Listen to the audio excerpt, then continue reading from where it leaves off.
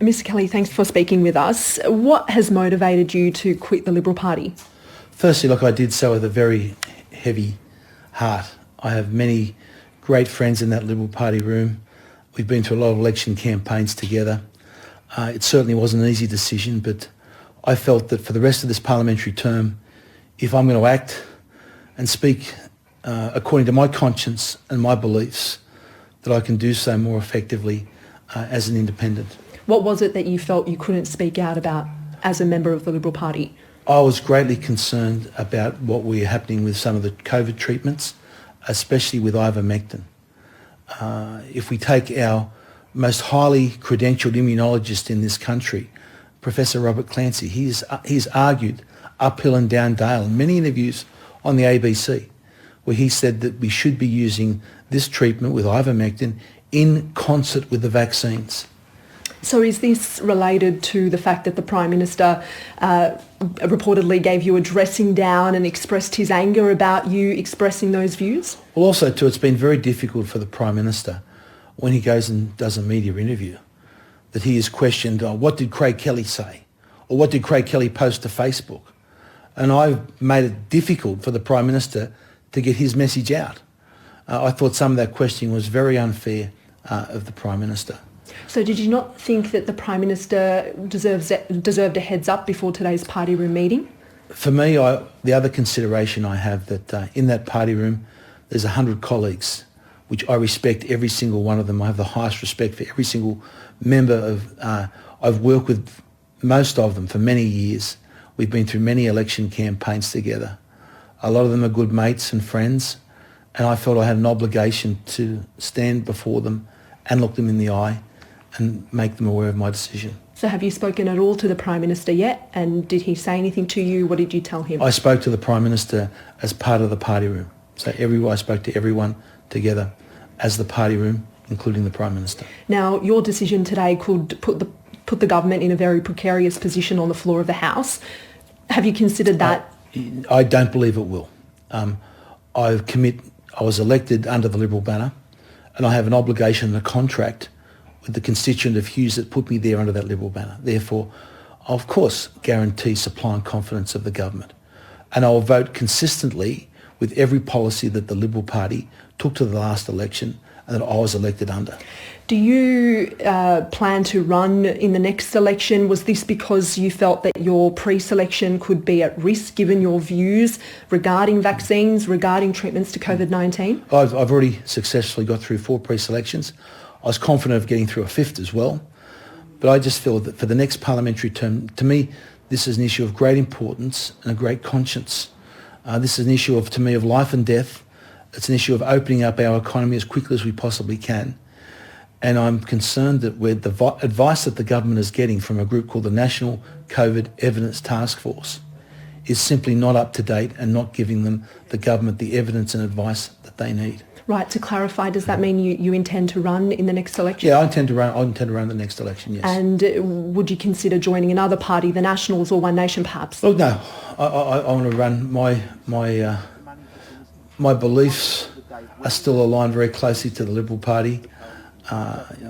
Mr Howard, of course the late Prime Minister, Mr Menzies remain my strong heroes. The Forgotten People speeches of Sir Robert Menzies is beside my bed. They are principles that I don't change. Now, there are reports about your senior aide, Frank Zumbo. Yes.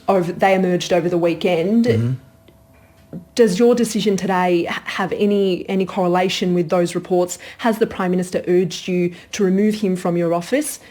Are the two, is your decision today connected to that? The two are not connected. The ivermectin issue, the issue of speaking out on these COVID treatments is my main reason for making the decision that I have. I want to be able to speak out fearlessly and frankly about those. As far as my staff member, it's a matter of an AVO. There are no criminal charges against him. He's entitled to natural justice and the presumption of innocence. Just as I say, we saw many of the other issue that has concerned me about the coalition is the way that some of our military troops were treated with the Brereton report, where they seem to be denied natural justice.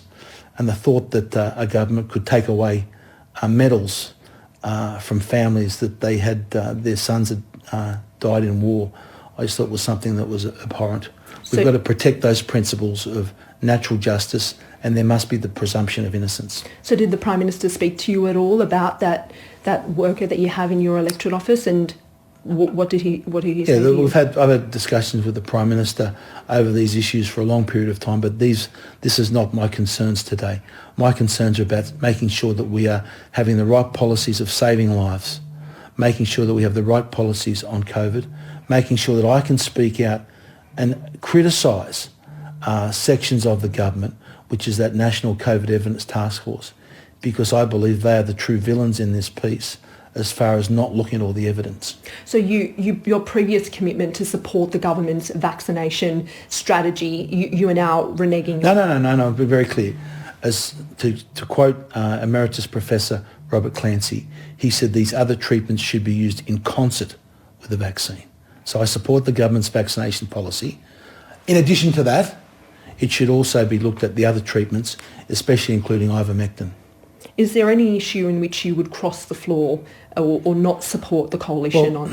One of the great advantages of being a Liberal Member of Parliament, that we have the ability to cross the floor. So if I was sitting as a Liberal Member of Parliament, if something I was conscientiously objecting to, I had that right to cross the floor on that piece of legislation. So that doesn't change. But there is nothing, there is no piece of legislation at the moment that is before Parliament that I'm looking at this, I'm going to cross the floor on that. As I said, I will support the government on motions of confidence and supply.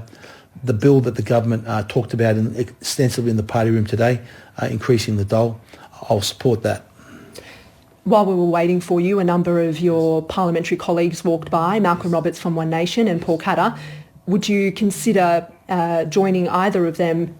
Well, Malcolm Roberts has been a mate of mine long before he got involved in politics. I'd known Malcolm probably for 10 years before that, and I remember the day he told me he was running for the Senate. So Malcolm's a mate. He was probably just coming around to check how he is. Bob Catt has also been a good friend to me during this the last 10 years that I've been here in Parliament. And how do you expect the Prime Minister, Scott Morrison, to react to that? And would you like him, or do you hope that he will try and convince you to return to the Liberal Party? Look, I'm always open to conversations. As I said, I've got the greatest respect for the Prime Minister. Our Prime Minister is a very good man. We are very lucky in Australia to have such a person as the leader of our nation. I want our Prime Minister to go on to be known as one of the longest serving and greatest Prime Ministers of this country. Thank you. Thank you. That was Craig Kelly speaking to the ABC's Noor Hayder.